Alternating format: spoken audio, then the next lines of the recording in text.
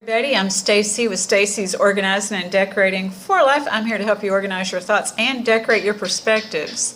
So today our topic is going to be on dating. We're going to talk about the introduction and compatibility. It's probably going to be a two-part series because dating's a big deal and we can't just put it in a nutshell. And I can tell you right now, I'm not an expert on dating, but I share my experiences.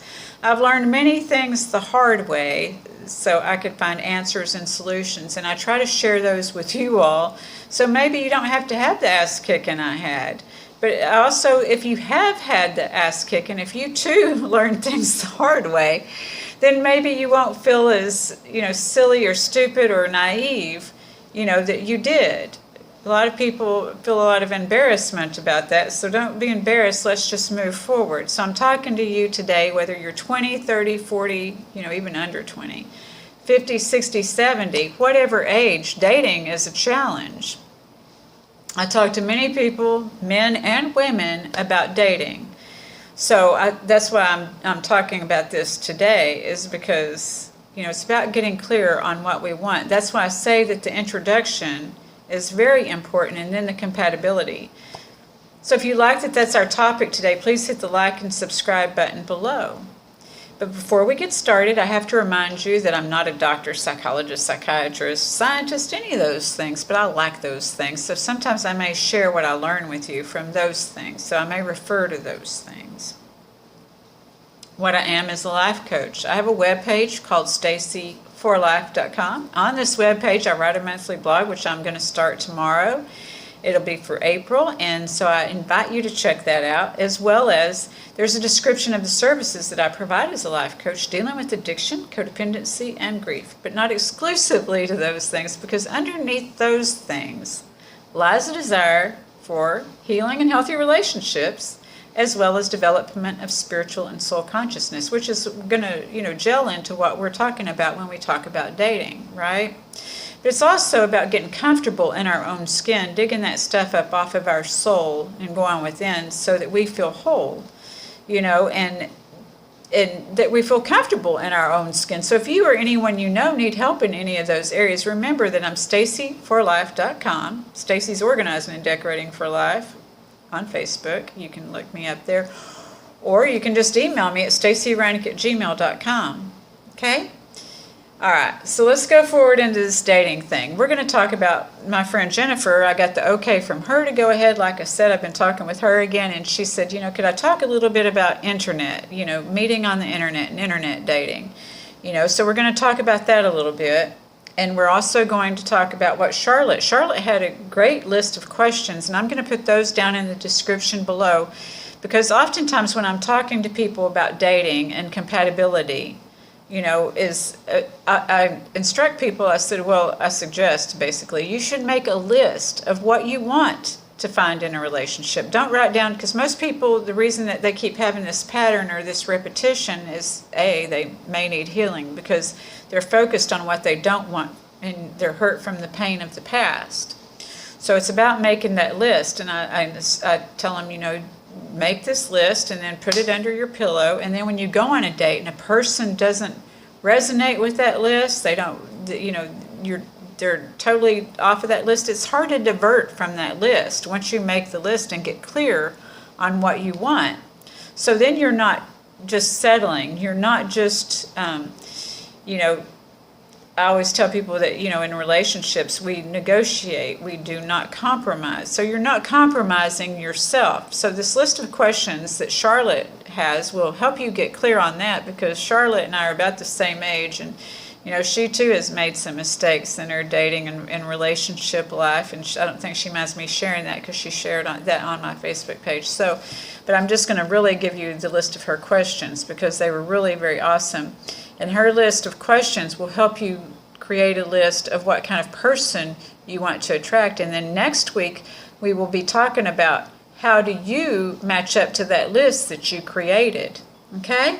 So I hope that you all will send me your responses to this week's video in that list. So I'm going to go ahead and go forward into Charlotte's list. And don't worry, Jennifer, I'm going to get back to the internet dating. Hold on just a second. So Charlotte's list says this. It's quite a lengthy list, but when you're talking about dating, and being clear and not being disappointed again in your date, this is a way that you can gauge that. So her list is titled, How to Be Honest with Yourself on Assessment. And that's really what we got to get with is, to thine own self be true. It's about knowing ourselves, CELLS, and our souls, about all that resonating together. And when you know all of that, you're going to attract what it is you want. So what is your soul's desires? So you have to get honest with yourself and not just go in default and be guided around by what the date wants. It's what you want, so it's how to be honest with yourself on assessment. Is it lust or is it love? That would mean, are you listening to this person when we talk about the introduction? Are you listening to this person with your eyes or with your ears? So is it a worldly, secular-based relationship or a God-based relationship? That's going to be important to some people, not everyone. Are you already making excuses and justifications to yourself about certain aspects of this person's personality? I think a lot of people have done that, Those red flags are coming up and we just ignore them. Is it what you can get from the relationship or what you can bring to it? Or is it both? Hopefully I think healthy relationships, it's mutual. That some days this person has more to give and other days this person has more to give, but that it's not one-sided. Is this a fixer-upper or together y'all just naturally flow well together? If it's fixer-upper, chances are it's not a healthy relationship. I'm going to tell you about a book that kind of teaches you how we teach people how to treat us. And you set a precedence. If you go into a fixer-upper relationship with somebody, they've had this problem in the past, they've had this problem in the past, and you think that you're going to help them be better, then probably you're going to keep being the fixer-upper in the relationship. You're setting the precedence to continue to be a fixer-upper. So the best deal is, for the healthy part of that, is to naturally just flow well together, to have some of the same interests, but to be secure enough in yourselves that you can do your own interests, but come together and share those interests, to know that that person is willing to listen to you. You can tell a lot about that in that introduction that I'm talking about. You can see if you're compatible. Have you told yourself that however this person responds to others in all given situations is how they will most likely respond to you? So, do you like the way that person is, to other people too?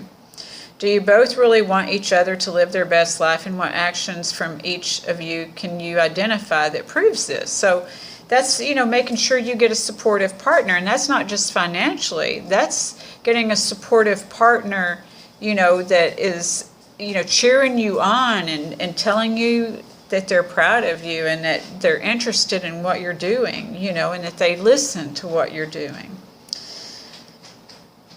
Are your ways, is it easy or is it work? Now, relationships are indeed work, but they don't have to be hard. You know what I mean? If that makes sense to you. They don't have to be a struggle. They are work. We have to question ourselves about what it is that we want and we don't want, and we resonate with and don't resonate with, or, we get to grow. That's part of growth, is that people won't grow if they don't get uncomfortable, right? So, and sometimes they can grow together. I think once we get older, we can choose to do that. I don't know. How do each of you approach conflict and resolve conflict? Are your ways similar, and will that be what works for both of y'all? So if somebody's a rager and you're not, able to stand up to that, that's not going to work, Are your views and beliefs towards life similar or greatly different? It could still work if they're similar or greatly different, but you have to make sure that you're okay with it being that way. Are you both hanging on to your own personality and identifying and finding the ways to mesh them together, or are you trying to get each other to morph into each other's ideas of what you think you need from each other? See, that's oftentimes the biggest part in the relationship when we're talking about the introduction and the compatibility, is that people aren't thinking about how they're, when you look at a fixer-upper, you're trying to fix this person up so that you can have more control and power, and that they'll appreciate you and that they're going to be what you want them to be, because that's an unrealistic expectation. So, it's being clear on these ideas. So, Then she goes on to say, if you were to decide to permanently connect, would you be a couple that together you're both facing life, or are y'all looking at each other as you face life because you're so different? So do you have to have somebody who agrees with you wholeheartedly all the time, or do you have to have you don't want somebody who disagrees with you all the time? How do you communicate with each other? You learn a lot about how you're going to communicate when you start dating, but even from the first date, if they're just talking at you and not talking with you, you're setting up that precedence, okay? And that happens. And maybe the first date they're nervous, but are you dating this person just to have somebody to date, yet deep down you wouldn't really want this or can see this as being something permanent in your life? Is this a give-take reciprocal relationship, or can you already see that you're not each taking a turn at pursuing and nurturing this friendship? Meaning, is it one-sided? How many of you have ended up in one-sided relationships where you're the one doing all the work, or you're the one pursuing and doing everything, and everything? Ladies, if you want a man to be interested in you, you do not keep going after them, pursuing them, because you're teaching them that they don't have to work at this relationship. And, if they don't want to work in the relationship, are you okay that they don't want to work in the relationship? Or, you have to, again, it's talking about not morphing people into what you want. So many questions a person should be willing to ask themselves and hopefully can honestly answer them. No one is perfect, but illusions and fantasies are not the real relationship. And being able to be ever present in what is instead of what we delusion ourselves to believing what is important. That's very good, Charlotte. Thank you. And I'm going to put that down in the description. And she says that she's had her struggles. She's been divorced. She's not been in a committed relationship. She's not bitter. She's just not willing to put herself or anyone else's heart through that again. But she's dating and she's being celibate, and it's really important, her relationship to God. So she's not settling, she's trying not to, she's wanting, this is what she wants, and spiritually, and forces her to evaluate potential suitors without any distractions or delusions. We talked about the distractions. That's what brought this whole thing up about dating, the distractions or delusions.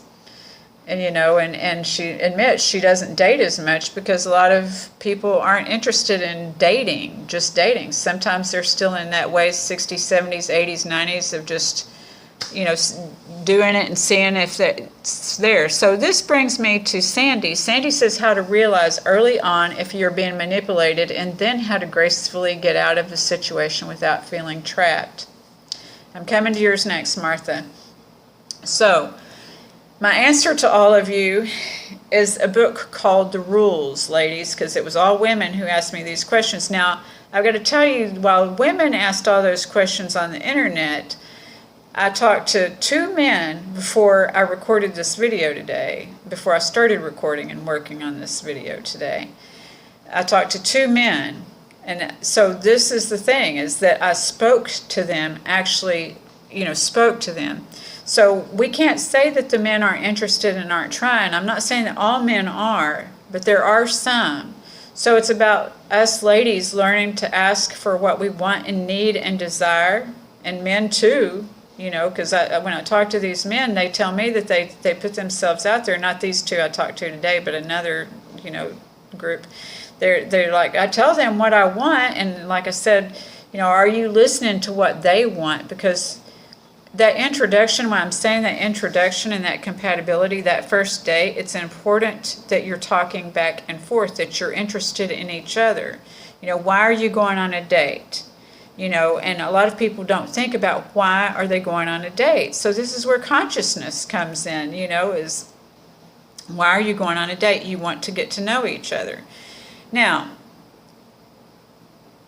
when you get to know each other, that requires you knowing how to communicate with each other. That requires sometimes you setting boundaries with yourself so that you can set boundaries with somebody else. That's why I suggest this book, The Rules, to you, Jennifer. They have it now for digital dating too. So if you're meeting people on the computer, as many people had to do during COVID, during lockdowns and things like this, and not that that was when it started, because people have been dating.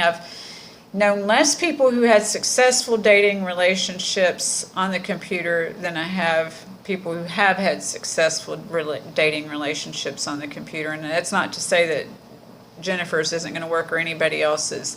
I'm just saying for what I've seen myself. The problem is that people can tell us anything on the computer. People feel comfortable talking behind typing. And, that's kind of pretty popular nowadays. So I would be anxious to hear if somebody does get the book, the rules, in the digital part, and I may pick it up myself at some point in time, just so I know how to instruct people. I'm more educated when people are talking to me about dating, because it's a big topic, And so I did read the rules before, and it was cool because it's a lot of things that our mamas taught us, ladies, but we dismissed because we thought that it was old-fashioned or what have you. But what we learn is that we teach people how to treat us, and the rules sets up boundaries with ourselves and with others, or rules, so that we can set a precedence on valuing ourselves in a relationship. You see, there are things that my mama told me, like not putting your eggs all in one basket, and just don't be sitting around waiting on the phone, don't be too available, things like this. And I just dismissed that, and back when I started dating, we didn't have cell phones, so you really did sit by the phone. Now girls don't have to sit by the phone so much, but the rules talks about don't answer the phone just right away, especially in the beginning of the relationship. Don't text back right away. You got to let people know that you have a life too. You're setting up precedents if you just start dropping everything. This is where the conflicts come in, is when you're not being true to yourself in the beginning and being who you are in the beginning. And they used to have movies where girls would go and eat salads, when they would go out with guys, instead of the steak, they would have the salad or this or that. And you set up a precedence to be treated less than when you do that. And if you want a mutual relationship, then you need to be able to speak up your wants, needs, and desires, whether you're male or female, because then you're setting yourself up for unrealistic expectations. So, I hope that this has been helpful so far. I know that I didn't give you a lot of answers to your questions. I think Charlotte's questions were very good, and when I'm talking with people, and we're making suggestions about what they can do to get clear on what they want, they have to let go of what they don't want. So when I talk about the polarities, as I often do, is people are talking about what they don't want and not talking about what they do want. So these incidences where you feel insecure, you want to feel secure. So to make your choices, and talking to one of the gentlemen that I was talking to earlier today, is that we have to get clear on what we do want. So if we're, and I sat here and told my life coach, I want security. And she's like, no, you don't, because I didn't make choices that resonated with that. That's why this list is important, because if you just say what you want, you're just intellectualizing it. It doesn't go into the soul. And so when people are looking into the eyes of your soul, they really don't see it, because they're not going to take you seriously. How many of you say, they don't take me seriously? And I know in my old relationships that I would think, they don't take me seriously.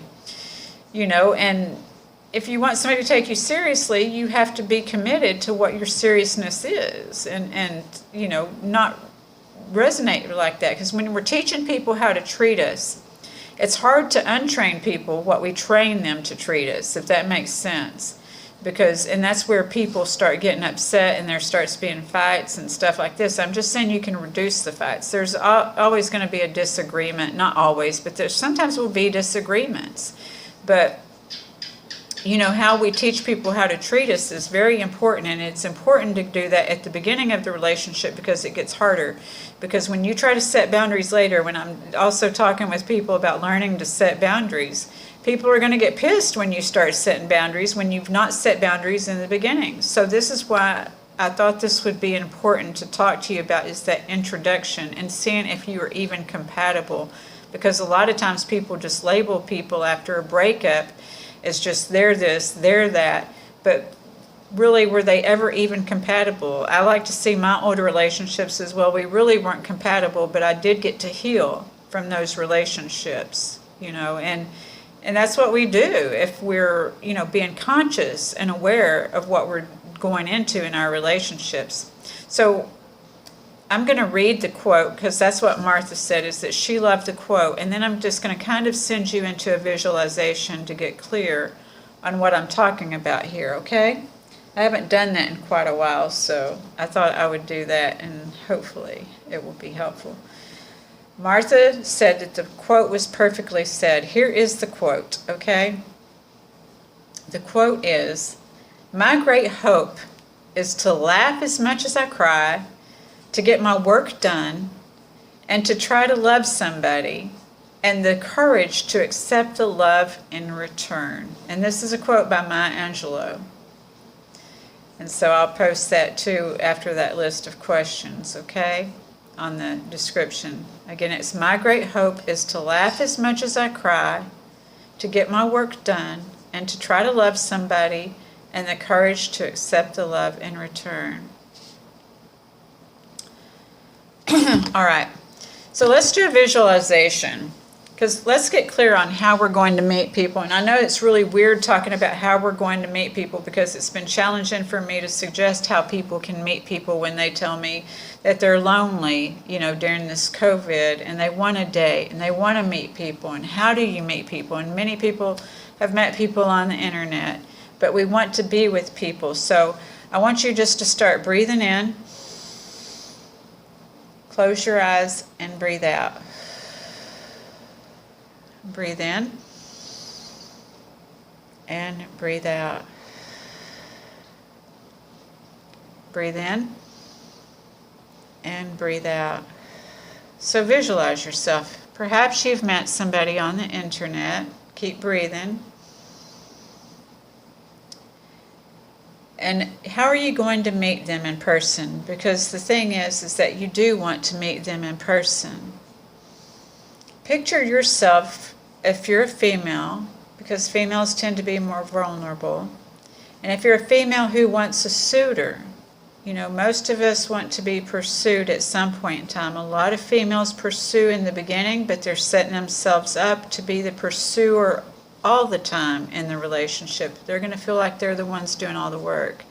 So I would just suggest, picture yourself being the pursuer, being the pursued, having a suitor come to you. What would they say, ladies? Whether you're under 20, 30, 40, 50, 60, 70, on up, How do you want to meet somebody if they could come up to you? There are coffee shops that are still open. You can go to a coffee shop. Do you want somebody to come up to you in a coffee shop and make conversation? Maybe you're standing in line.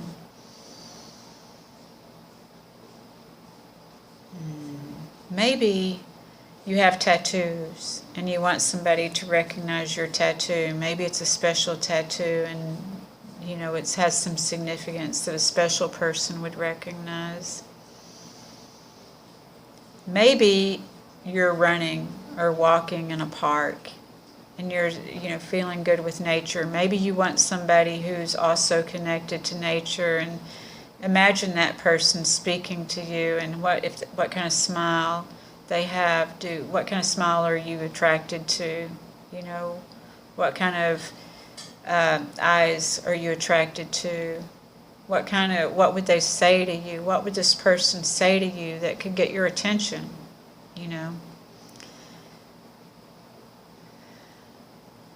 Think about where you would meet this person at. Then think about where you want to go on a date with them. So many times we set up dates by saying, "I don't know, where do you want to go?" And there's some people that end up in relationships that they keep telling the person, "I don't know, where do you want to go?" But I'm telling you, ladies and men, to think about where you want to go. What are special places to you? Men, do you want to take a lady to a place and watch your eyes light up? First off, you have to make sure that you're compatible with that lady, that you're dating a lady who is going to go to a place. Are you dating somebody who's never satisfied? Well, she's probably not going to be so excited when you take her to a place that you're going to see. But if you've listened to her, you know what kind of place is going to make her eyes light up.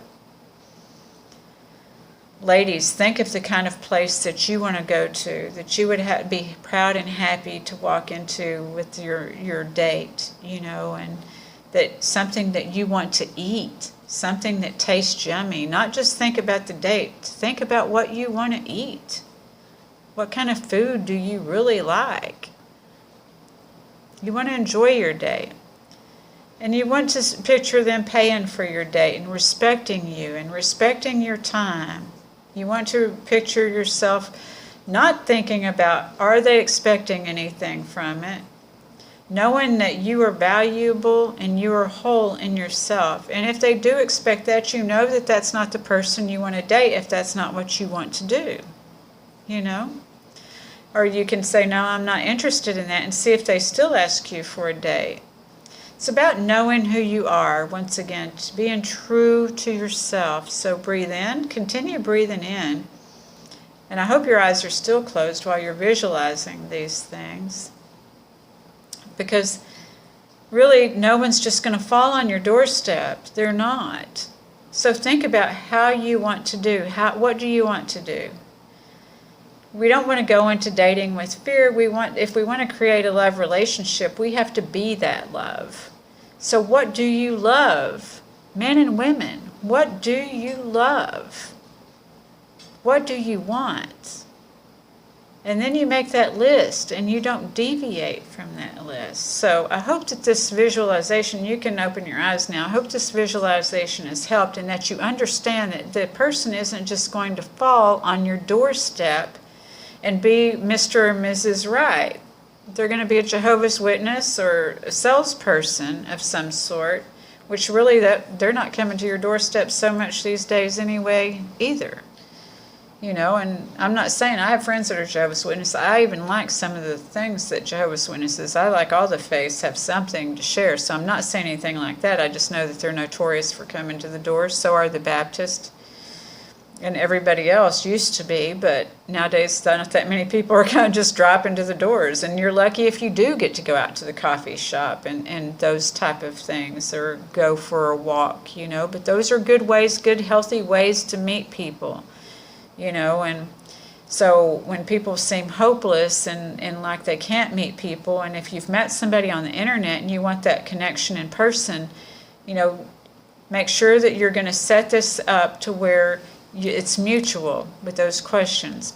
So that's all I've got for today with this. I hope that this video has been helpful and helped you get clear on making that list, questions to ask yourself about what you want to attract, and to be an acceptance of yourself. And remember that you are the love that you desire. And so it's better to have it inside than try to think you're going to have it outside. People do love you. But it's important for you to love yourself too, because then you will feel comfortable with the rules. Again, the book is the rules, and the one that I read was back in the 90s because I was married for a time, then divorced, and I didn't know how to date again. And like I said, now they've got it in the digital world. So that book is a book called The Rules, and it was written by Ellen Fine and Sherry Snyder. So I'll also put that down in the bottom too in the description. So if you want to check that book out, you could probably go to Half Price Books or what have you and get that book. Okay? All right. Well, thank you all so much. Again, I hope this helps. I wish you much peace and love, and I look forward to connecting with you next week. And again, I hope that you'll let me know what your lists are like if you feel free to do that. You can email that to me at stacyreinick@gmail.com. Remember, you can reach me on most social medias as Stacy Renee, Stacy Renee 8, and Stacy's Organizing and Decorating for Life on Facebook. Stacy Renee on Facebook, Stacy Renee 8 on Instagram. So I kind of broke it down for you detailed. And yeah, so I look forward to hearing what you come up with. And again, I want to let you know that if you have something that's weighing on you that you are looking for an answer or solution, maybe need some organization of your thoughts and decorating of your perspectives, and I'll take 30 minutes to help you out without any charge. I tell people that all the time, and I think that I do well at doing that. I can't help you cure your whole life in 30 minutes, but I can help you get some clear direction, And I did that earlier today with a gentleman, and so I have the 30 minutes if you're looking for a solution. Now, if you're looking to vent, remember I don't do venting. So, again, feel free to reach out if you just need that.